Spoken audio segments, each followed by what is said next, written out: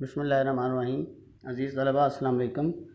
आज का जो लेक्चर है ये ज़रा मुख्तसर सा लेक्चर है। इसमें मेरा लेक्चर बहुत मुख्तसर होगा। इसमें मैं आपको थोड़ा सा होमवर्क या असाइनमेंट करने को देता हूँ। आपको मालूम है कि हमने मोहसिन काकूरवी की नात पढ़ी है और उसकी तशरीह भी पढ़ी है हमने।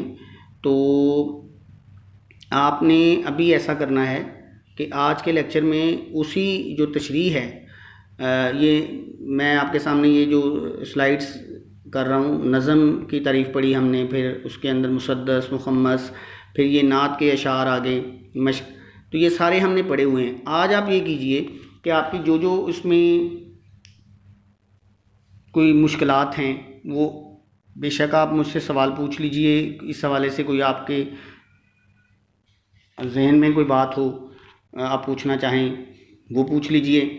और एक दफ़ा दोबारा तमाम बच्चों ने, आज का लेक्चर सिर्फ ये है कि ये सबसे आला तेरी सरकार है, सबसे अफसल जुमातुल मुबारक का दिन है मेरा ख्याल आज, अगर मैं लेक्चर को सही वक्त और सही दिन में पोस्ट कर सका तो। वरना जो दिन भी हो तो ये बड़ी सादत की बात है कि हम रसूलुल्लाह सल्लल्लाहु अलैहि वसल्लम की जो मदहा है, आपकी जो नात है, उसे पढ़ें।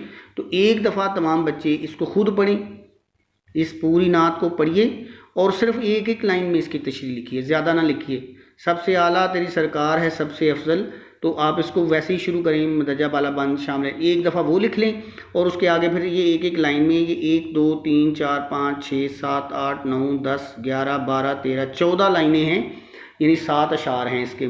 तो आप 14 या 15 लाइनों की तशरीह अभी ये आधे घंटे का जो हमारा या 15-20 मिनट या 40 मिनट का लेक्चर है, इसमें सिर्फ आप ये तशरीह खुद लिखिए। आज का आपका सिर्फ आपका काम है। मेरा लेक्चर सिर्फ इतना ही था आज, इससे ज़्यादा जो है वो मेरा लेक्चर नहीं है, सिर्फ ये मुख्तसर सा लेक्चर था।